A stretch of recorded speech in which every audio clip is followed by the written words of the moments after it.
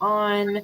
Hopefully, you're able to find us after we had just a little bit of a technical issue, but we're here talking about the Protect Trans Health campaign. And we are super, super excited to welcome our next guest. I wanted to give each of you a chance to introduce yourselves and tell us why you're here. Margot, did you want to start? Sure. Thanks for inviting me. And yeah, so my name is Margot Quinlan. I use she, they pronouns. I live in Maryland and do organizing mostly around mental health policy. And so I do a lot of lobbying and community organizing work. And I've also been a part of our statewide campaign to expand Maryland Medicaid for gender affirming care. And so for the last few years, been in kind of like negotiation and conflict and struggle with our, State Department of Health and our state legislature and doctors and professionals from all across the state and in community and organizing spaces with trans people, which has been amazing. So excited to, plug into this effort and just support the bigger national pushes as best we can. Absolutely. Thank you. And yeah, how about you, Adrian? Hey everybody, I'm Adrian, they, them pronouns. If you're just listening in, I am a fat, white, non-binary person with short brown hair and glasses. I have a crocheted little blanket in my background and I'm wearing a crystally black and teal shirt. I live in Massachusetts. I am the LGBTQ and gender justice fellow at the Unitarian Universalist Association, which means that I build community for trans, non-binary, and other folks who aren't entirely cis or at all cis. I'm a religious professional and seminarian who's focused on ministry for our community. And that's my main focus. That's the work I've been doing for a while, but I also have a background in education and writing. And I also was in a gay bubble musical one time. Yeah, check it out. It's called Beloved King. That's amazing. I'm glad we could bring in musicals into this space. That's phenomenal. That's so, so great. Well, I wanted to give you all a chance to talk about, and Margot, we can start with you. What really does Section 5057, these healthcare protections we're talking about, these non-discrimination protections, what do those mean for your state and community members? I know that you're in Maryland, so how does that look for you? Thanks. Yeah, it's funny. So Maryland is we're kind of like a purple state, or one of the states that I think people think is like one of the good ones. So we have like a Democrat-controlled legislature, but are finishing up, our 8th year of a Republican governor. And we have 2 people running for our governor on both sides of the aisle who, have strong positions on trans people and on our healthcare. One of them is much better, and one of them is very bleak. And for us, we're organizing in that environment where, we're sort of surrounded by like these quote unquote allies, who think that things are pretty good for trans people. We do have some healthcare protections in our state. If you're poor and on Medicaid, you have access to, it's laid out in a very kind of gross binary structure where they sort of say, if you're MTF, here's your like 3 things you can get. If you're FTM, here's your like 5 things, it's like this like very binary list. That's wildly out of compliance with Affordable Care Act. It's based on, decades old standards of care now at this point. And yet, when we go to our Department of Health, when we go to our legislature, they kind of just wring their hands, and there's like very little that they're willing to do about that. And they say that they think that they are in compliance. And so essentially our state is out of compliance with these federal regulations. And so this, we need enforcement. We need more teeth. We need, these regulations to move forward, because like we can't, it's like we're talking to a brick wall sometimes in those conversations where they, think that they've sort of checked some of the boxes for us and they're on to the next thing. And so it just is so imperative, especially, people have been saying it all night on this, but, as things are just shifting so rapidly across the country, that we, in states where we can draw a line in the sand and protect, just as we have, reproductive care in our state and some disability justice issues. These are all trans health issues, right?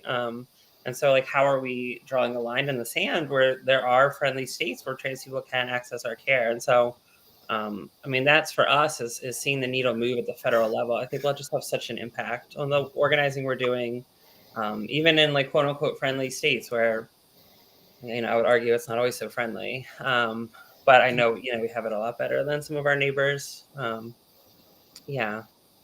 Yeah, no, that's a great point. I mean, I'm from Virginia, and so we've been seeing some similar things in Virginia right now. We're not as directly related to healthcare, but the governor of Virginia trying to make schools very hostile to trans students and staff. And despite like the state itself being like really more progressive than that, and like not really wanting that at all. No, thank you so much. Can I throw in something really fast? Yeah, of course.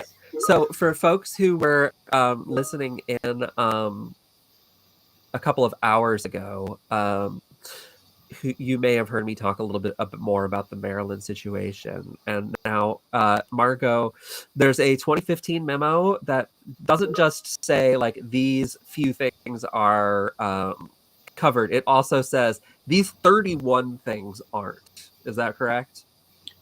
That is correct. Yeah, there are dozens of just like explicit categorical exclusions. They do not cover this. Yeah. So, do you want to give us some examples of what like is not covered by Maryland Medicaid? Woof. Yeah. I mean, it's like so goofy. I mean, obviously, like hair removal isn't covered.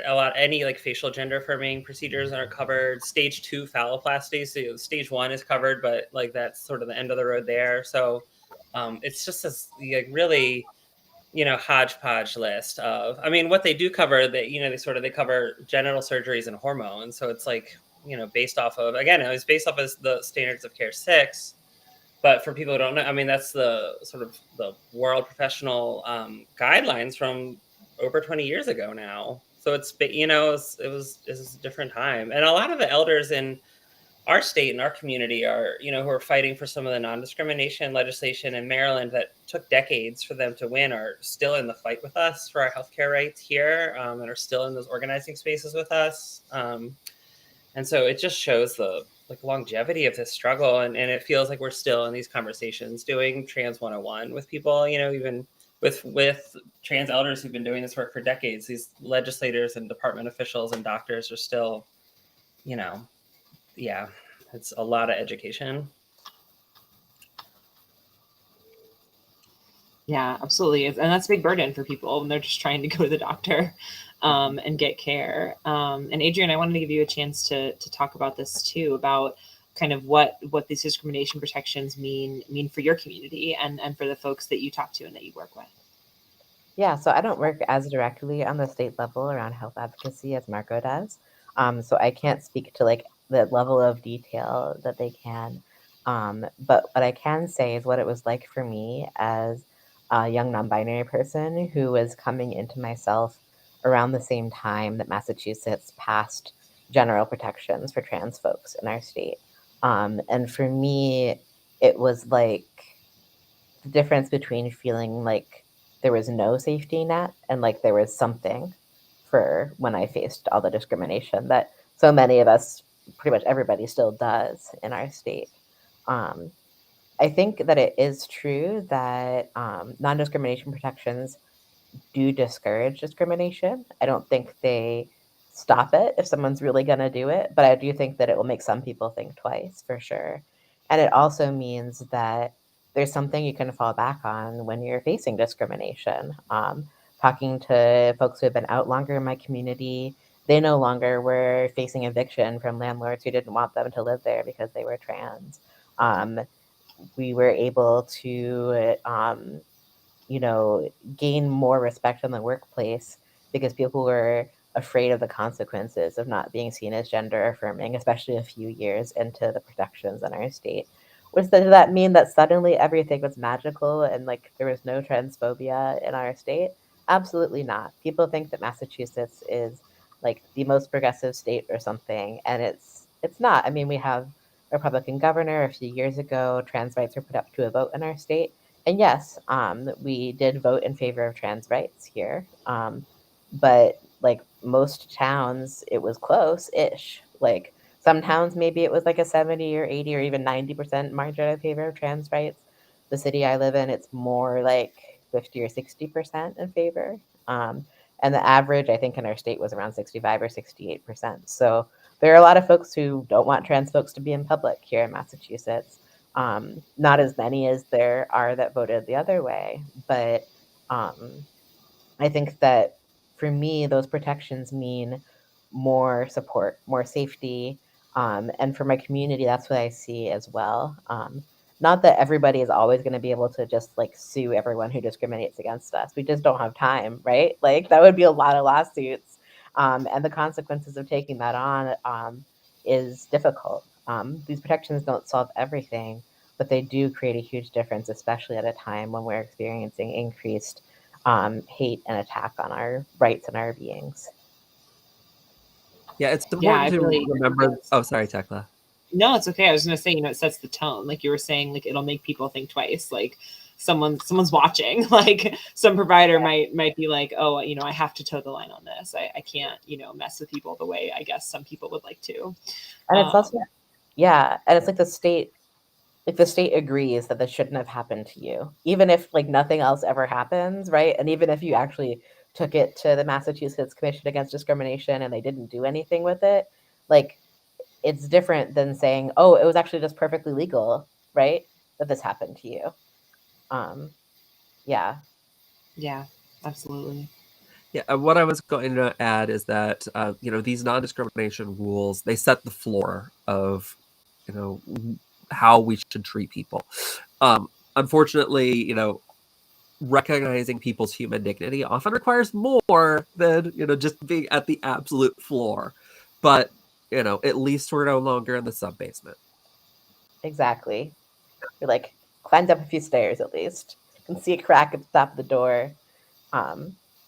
Yeah. Yeah, absolutely.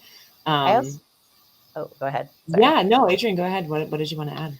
I think it has a huge impact on mental health too in the community, because there's a certain level of feeling more valued that it happens when you have these kinds of protections.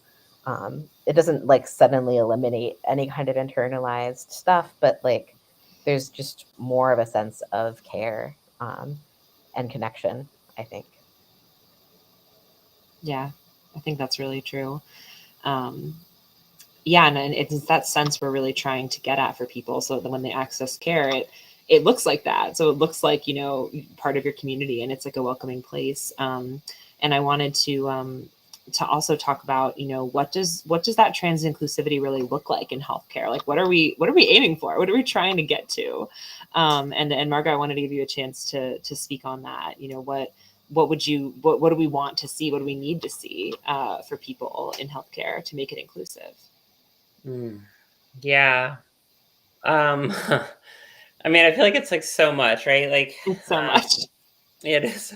Well, I guess I'm just like reflecting because like I had to make an appointment just today, not for like a trans thing, and so like I made the poor receptionist like, can you have the doctor call me? Because like I don't want to like go there and find out like in a doctor's office that this isn't going to be cool. So I don't know, I did like the weird thing on the phone where I was like, I'm trans, this is gonna be cool. Are you going to be cool about it? Are you going to be, please be cool? She was like, yes, of course. It's like, it's not of course. It's not an of course thing. But it's like so much more than that. I mean, it's kind of like Adrian was just saying, it's like the perception of safety. It's like the mental health impact of like all of the transphobia that just like wears on us like day to day, right? And like that comes in policy, that comes in rhetoric, it comes in like the news, that comes on the street, like it's all of that. And so like it's like we so need to shift the tide on that for all of our sake, right? But especially like the more vulnerable we are, the more it just like pushes us over that edge. And then like, I mean, when it comes to like then the healthcare space, I mean, our healthcare is so it's like it's a part of us and it's all of us. It's like, our healthcare isn't just our like the one-on-one time when you get 15 minutes with a doctor. It's like, where am I staying at night? It's like, what's in my fridge? Is there food? Do I have a fridge? It's like, am I like the safe on the street? It's like, these are the things that contribute to like our health outcomes being just like so skewed compared to cis people's health outcomes, right? And so like I think trans inclusivity in healthcare is a world where like we're not just like we could just like let our guard down and stop fighting for access, like stop fighting in the doctor's office, stop fighting in the waiting room, stop fighting just to get the appointment, stop fighting like just to even like have the courage to think like it's worth going to see a doctor, you know, like sometimes it's like a lot of us don't pick up the phone because we know where we're going to get there, you know. And so like how do we like move past that, and then how do we like one thing I've been so grateful for, you know, I'm like so provincial, and so like I really can like just speak in this like little Maryland bubble, but like the thing that's like so beautiful about like the organizing here is like where like we are organizing with like disability advocates, we're organizing with reproductive justice advocates, like we're in the same spaces, we're in different coalitions, like we're all over the place together. And I think that's like the sort of power of like inclusivity in trans healthcare is like having these conversations is like trans bodies aren't just like in one lane, right? Like our bodies exist like in all aspects of the world and we're everywhere. And we need to be like talking about that. And then we also need to be talking about like those of us that are like hit the hardest by this, right? And those of us who like, you know, yeah, I think often just like legislators or news reporters or whomever, like the good allies want to sort of like trot out for the performative display, but like how are we really fighting for people that are like on the street, for those of us that are doing sex work just to get our health care, for the like that's like where the struggle is. So it's like, yeah, it's like health equity, it's also like economic justice, it's racial justice, it's disability justice, and like to me it's like when those conversations are one, that's like all like together is like when we're like moving forward in a way that's like healthy and like meaningful and like will win. It's just like, you know, it's the sort of the when and the how of it. Yeah, it really is. I think a lot about this is so specific to people fighting against racism and trans folks of color, but I always think of I believe it's a Toni Morrison quote about how racism is a distraction, that you have to like work really hard all the time to like refute it, you know. And I think a similar thing is often on display with these attacks, you know, against the trans community, which is obviously along all these other lines, along race lines, along these issues of poverty, along people, you know, who just can't afford the care that they need. So yeah, I think about that all the time. I'm like, we're doing all this work on this. What if the protections were already in place and we didn't have to? And what if we could use our time doing something else? But yeah, Adrian, I wanted to give you a chance to speak on that too. But CP, did you want to add something? Oh, I was going to say that I have also spent a lot of time with the Maryland legislature, as Margot knows. And it's definitely frustrating the way that so many legislators think of like different communities as being completely isolated islands. So, you know, it's like, oh, well, this is a queer bill. That's like a, you know, African-American community bill. This is a disability bill. This is, you know, an economic justice bill. You know, when really we need to like have bills that address all of these communities together, because all of us are facing the same sorts of issues frequently, and you know, we're facing similar discrimination, we're facing similar issues with access to healthcare, and you know, we really need our legislators to really start taking a more intersectional approach to all of these things. Well, and if I can too, just to piggyback, because like I was just getting some of this from like because of that, then they can like pit us against each other, right? And so like they will say to our faces, like, why would we give you care when there's other people that need other, like, why would we do this instead of these other things that we should be doing, as if they can't do many things at once? And so then it even like the best allies that we might have in a democratic like a legislature, they will be like, why are you more deserving than those people? And then and we have to prove why we are, and it pits us against each other, and it's the most toxic thing. And so it's like, how do we get out of those? Because it can really easily, they can push you into that trap, and it's as if we're fighting over. It's this myth of scarcity, as if there's not enough when there's like so much. It's like, who's it going to? And so like we can't let them push us into those traps, you know. Yeah, absolutely. And like there's this idea too, I think, from people in power that like they only have so much like zhuzh to give. Like if they spent like all of their political capital on like one bill one time, then like that's it. Like they did their good deed and like they're done. And I wanted to talk about when I first was thinking about this question. I mean, I think about this question a lot in a lot of ways, but for tonight, I was like, oh, well, we need some trans 101s for doctors, and like, we need to like update like the way that we do data management. And we do need to do all of those things. Like those things need to change. People shouldn't be dead named when they go to the office. People's pronouns should be respected. Insurance gender just shouldn't exist. Like all forms of trans healthcare should be covered. Like trans people, like you shouldn't have to, if you have a kidney infection, like, or not a kidney infection. I had kidney stones one time and like tried to find a urologist who was trans affirming afterwards, called my local LGBT center, and they sent me to a urologist who only does bottom surgery. And I'm like, I have kidney stones, y'all. Like, is there a trans friendly like doctor who just does kidney stones? This is common, right? Like this should be normal. Like we need specialists, basic specialists who like actually understand how to talk to trans folks and how to treat us without traumatizing us. There are a lot of things that we need, and we can create a specific list of those things and expand and grow on it, and we should. And like ultimately it's deeper than that, right? It's deeper than like some kind of laundry list that we need to check off. It's part of what Margot was saying around like the number of folks that just don't even think it's worth seeking out care. And they're right a lot of the time. Like it's not like they're just like, oh, I don't want healthcare. And we're like, you should convince them they should get it. Like, no, it's actually like a traumatic pile of nonsense. And like the people who can like not be a part of healthcare systems, if they can avoid it, a lot of times that is a healthier decision, because when you go to the doctor, you often experience discrimination and harm, and you also don't get good healthcare. Like you don't get good advice or treatment. And that's partly an issue of like what marginalized folks experience at the doctor's office, and it's partly a larger systemic issue with our medical system in general. So I'm thinking about like what it will be like for that huge shift to happen in all of those different ways, rather than like just individual things that we could work on, and individual things that are trans specific too. I think about how over half of trans folks are disabled in some way, probably a lot more now that COVID has been spreading.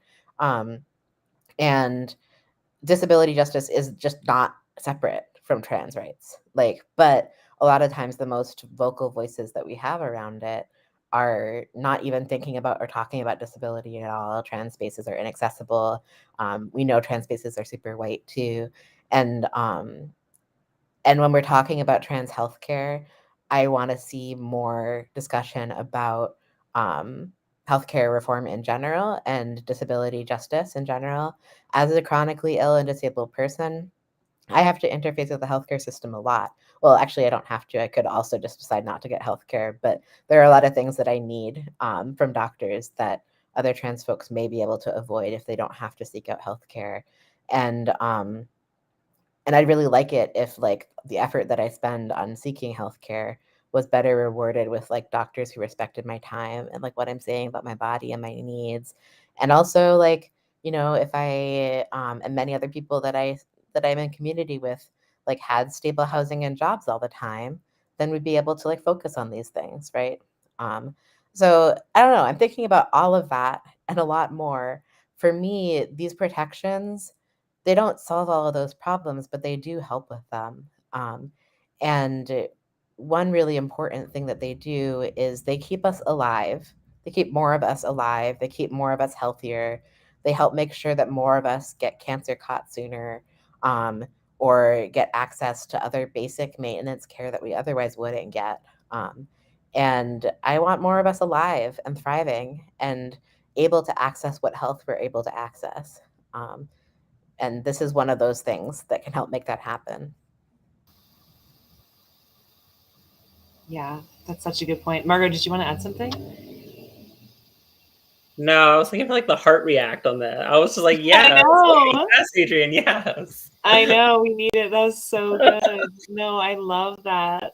And Adrienne, that was fantastic. And I also wanted to give you a moment.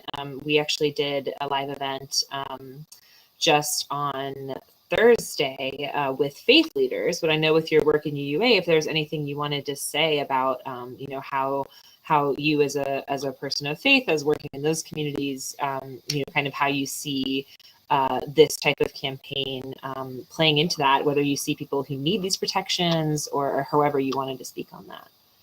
Absolutely. Yeah, I didn't get a chance to be on that panel, just scheduling wise, it didn't happen. Excellent. But I do want to say that there are a lot of ordained folks, religious professionals, religious leaders, ministers, who believe it is integral to their faith, their theology, and the theology of their entire denominations or religions to support trans people, access to trans healthcare, and access to trans rights. It is absolutely a religiously correct thing to do in my religion, in Unitarian Universalism. And in our denomination, lots of people are coming out to support this.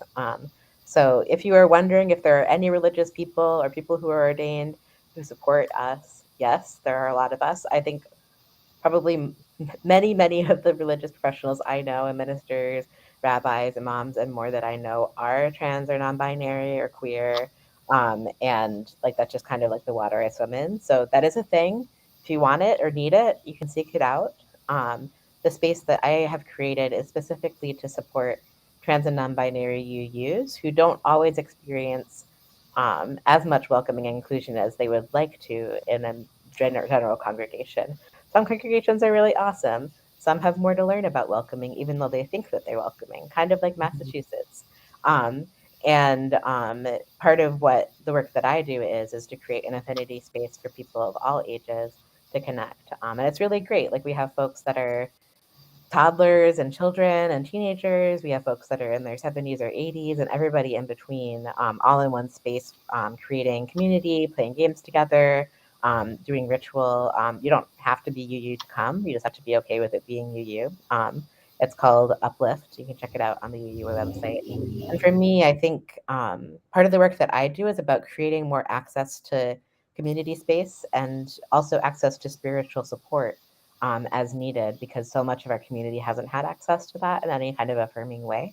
And so for me, I care a lot about making sure people have the ability to connect with each other in a space that isn't just like, I don't know, a sad, like angry Twitter thread or like, like a community center where maybe that's not where everybody's going, or like a dating app. Like we need more spaces where we can be just together without that stuff. And so that's part of the work that I do.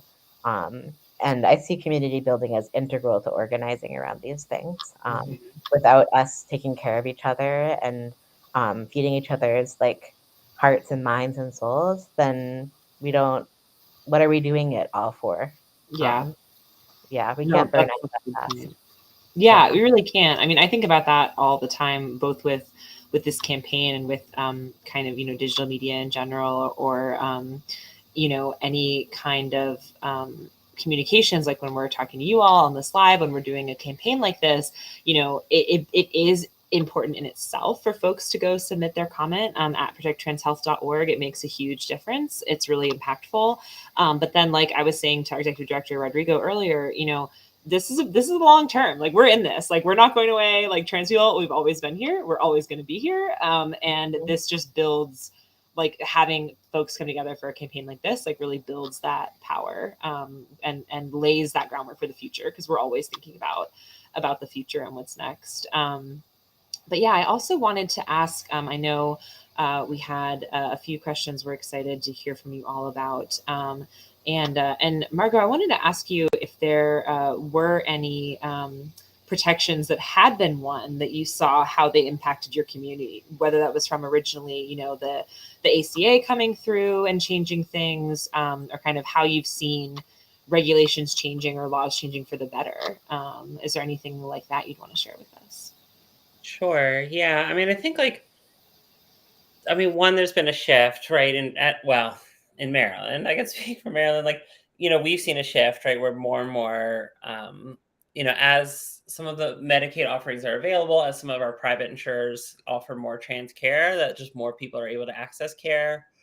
Again, we still have some really glaring deficits here and some really big gaps. But I think, for all of us, like when we have access to care, like we see it in ourselves, we see it in the people that we love and care about, right? Like our communities, like we then have access and opportunity, kind of like to that other question about like, sort of like what does like a health, like, health equity look like, or health justice look like? Like, we then have the freedom to like pursue the things that fill us up in other ways, right? Like, it's not just like, I don't know, like trans people don't, at least for me, like it's not like I just like love transitioning and I just love trans healthcare, right? But like I need it, like I need my healthcare, and so like, but it is a fight and it's a struggle just to get like our daily care, and so like when that's made easier, when it's like made more accessible, then like we're freed up to pursue like things that a lot, that do bring us joy, and like so many of us are just like have such rich, beautiful like spirits and like personalities and like interests, and like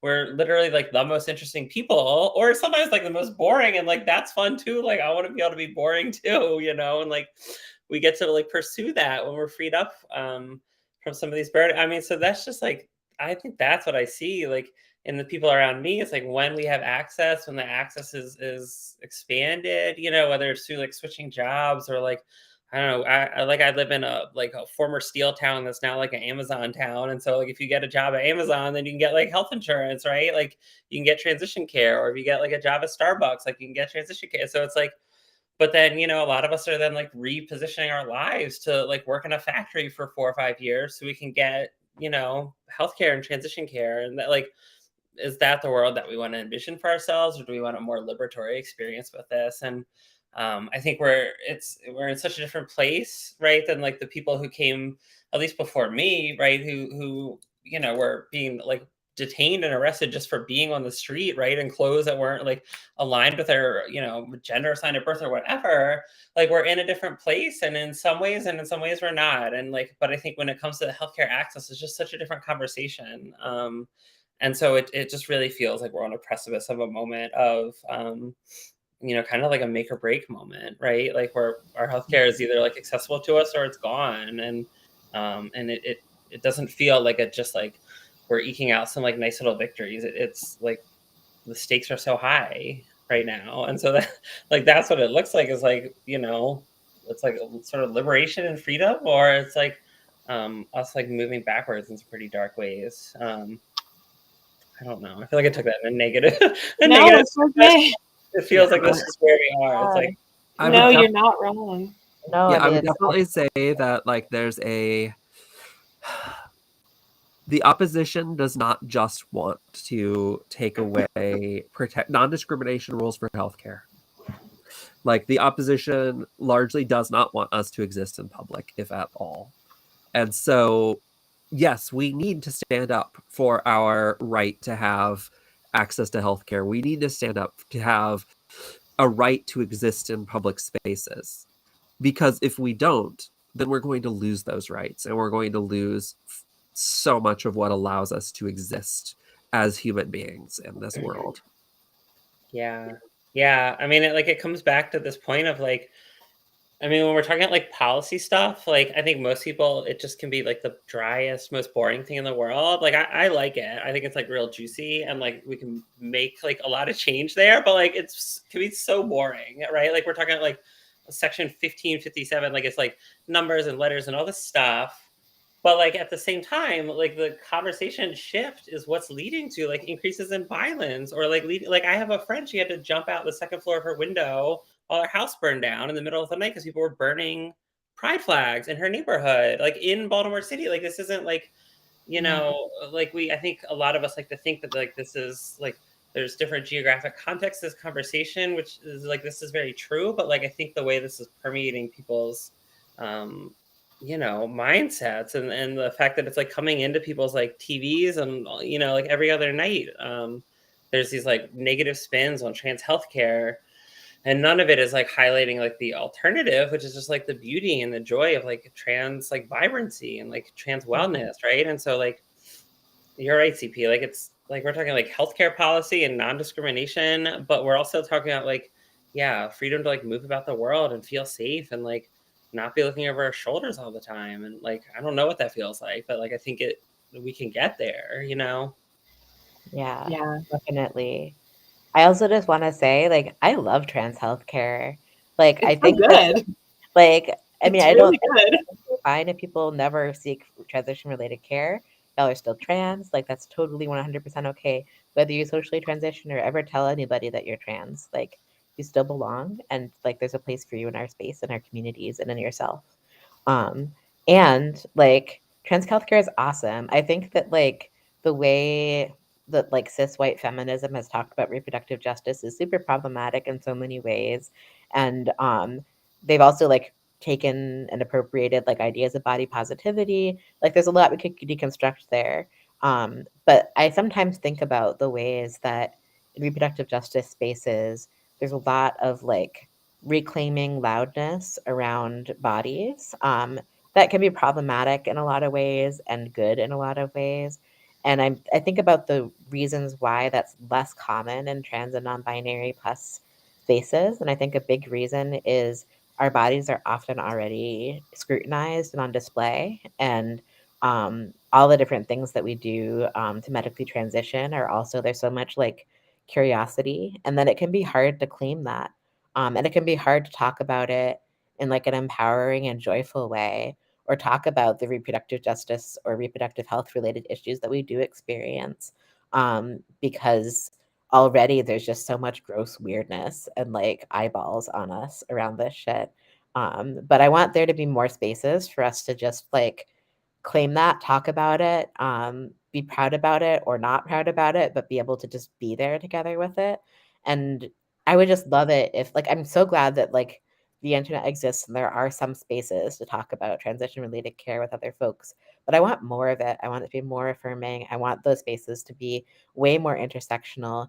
And also like someday, like new generations of trans and non-binary folks will be able to seek out transition related care without having to go to like a random internet forum in the middle of nowhere to try to find an answer about the specific kind of care that they need, or like what surgeon like isn't evil or a creeper or whatever. Like, you know, maybe someday like you can just like be like, hello, I want to get some transition related care, and everyone's like, OMG, yay, like here it is. And like that's it. That's like there's no like jumping through hoops. There's no like taking out loans so that you can get your insurance reimbursed, or like trying to figure out like how you're going to fly to like halfway across the country or halfway across the world to get this particular kind of care.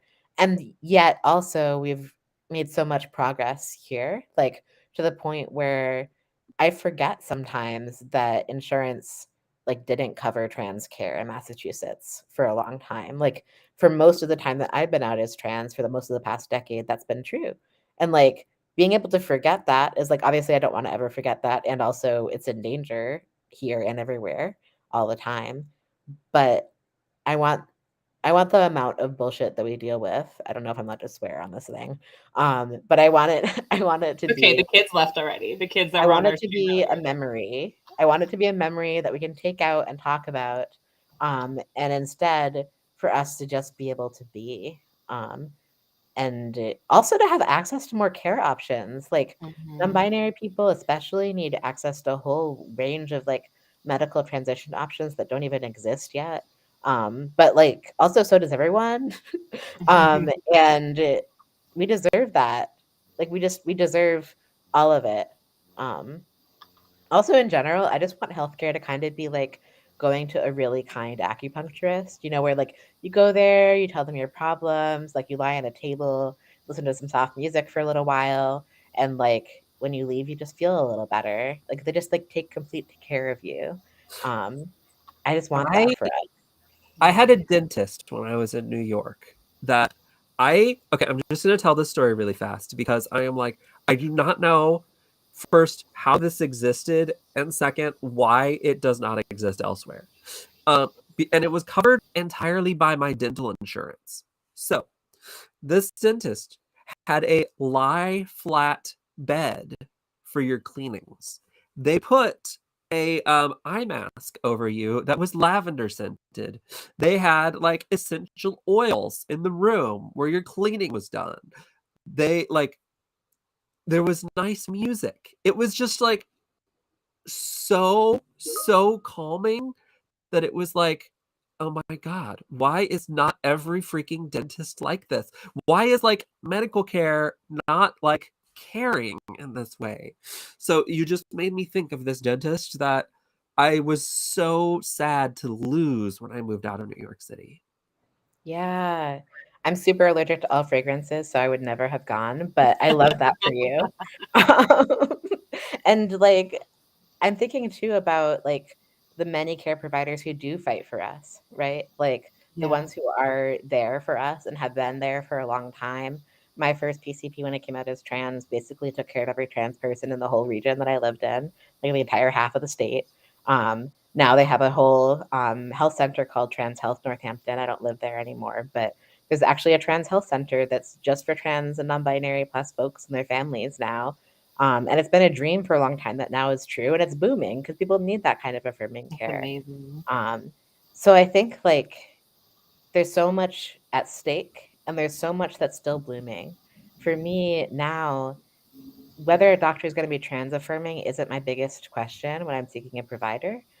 Some of that is because, like, as a fat disabled person, there's other things I have to think about first these days, which wasn't true for me for a while when I was thinner. But also, some of it is like, for many of the doctors that I see, I can assume that they have some basic knowledge. Like, they might ask an ignorant question, they might never get my pronouns right, but like, they're gonna not be a complete jerk. Um, and they may help me with the other things that I need help with. They're not gonna be like, OMG, your HRT is the cause of all of your problems or whatever. So like there has been progress made, and I think a piece of it is the non-discrimination protections that we have in Massachusetts, where like, yes, we can talk a lot more about what needs to improve here, and there's a lot. But it's not the first thing I have to think about anymore. And that's Yeah. pretty huge. That's a huge shift. I mean, that's really meaningful. And what you mentioned about, these doctors that can be trusted that are doing this great work for our community, like both like everyone in the world then in our community will then like desperately try to see them. Like as soon as they know that like someone's going to be affirming, like people will move heaven and earth to go to a provider that is going to be affirming. And that just shows like how hard it is to find and how challenging it can be, which is really unfair. And now we also have this other stuff to worry about where now doctors are getting doxxed or are getting their information put out and are in danger sometimes for providing gender affirming care. So that's the other reason why I'm hoping to like send a huge message with Protect Trans Health. But I think we're going to let you all get any last words in. Margot, was there anything else you wanted to share with folks listening about Protect Trans Health? I'm on mute. I think everything's been said. Like, this is, I just really appreciate, I guess, like the way, Adrienne, like you're really just like centering trans joy in all of your comments and like the sort of like, it sounds like the vision you bring to just the world that you're organizing in. And I want to like come visit you. But like, I just think like that's like so imperative. Like that's what's going to see us through like these harder moments, right? Is like community and community. Like I think it can look like a lot of different things for a lot of different people. Some of us are lucky to be in places where there's just like, we can just be around trans people all the time. And then some of us just like aren't, and we find community online or we find in other ways. And that's beautiful too. And it's been a lifeline for me. I think it's any and all of it, but like that's what's going to see us through the years ahead, and like the good and the bad, right? And like the good and the bad of just our day to day of being like in a trans body in the world. And I think like for me, like I found a lot of joy and healing in like organizing and in like the struggle and in like the fights for justice, and so like through transition, like just finding ways to plug into like trans organizing has been really like amazing. And so like I think the work that y'all are doing here and this campaign is like just a really, sometimes like the easier it is, like even for me, like this is like what I like live and breathe this stuff. And sometimes like I didn't sign the protecttrancehealth.org until today because I was like, wait, it's the last day, I gotta do the thing. I can't be like last day. I know. so like, but it's like, and then it feels good. It's like it's an easy action and it's affirming and it's empowering and it's like taking control of like the fight that we're all in, and it's like the fight is for all of us and the rewards are for all of us and the joy at the end of it is for all of us. And so I guess that's just like where I'm at with it. Like I'm just glad to be like a small part of this in like my little corner of the world and plugging in with y'all on the work you're doing tonight. Yeah. Yeah. It was such a pleasure to talk to y'all. Marco, you can totally come visit me Yeah, in Hardy, in Massachusetts, and I'd love to connect more with each of you. You seem really awesome. Yes, you too. I've never been in New England yet, so I'm gonna get up there eventually. See some Yeah, fall I have a foliage. guest It's gonna room happen. and a cat, so love what more that. do you need? Yeah, perfect. That's it. Um, That's it. yeah. That'll be awesome. Is there anything else you thank want to you say? so I think we have to wind up. That's But I just okay. I wanted mean, to if you wanted to say, add something, Adrian, go ahead. I just wanted to say to those who are watching, like, it can feel really easy to feel like nobody's doing anything about this and you're alone. And in fact, there are thousands of people who have taken some time to just write a comment, even if they haven't been able to do anything else, because they do care about your existence. And I'm not telling you that you aren't alone, but I am telling you that there are people who care about you. And that we're here to support each other and show up together. And we deserve to live and we deserve to thrive. And we deserve really fucking awesome doctors when we do it. Thank you. That's it. That's the perfect note. And thank you all so much. Please do leave your comment at protecttranshealth.org. And thank you to our amazing partners at TLC and TILDEF for helping us as well. And thank you both so much for joining us. Thank you. Yes, we will talk to you soon. Have a wonderful night, everyone. Thank Too. you.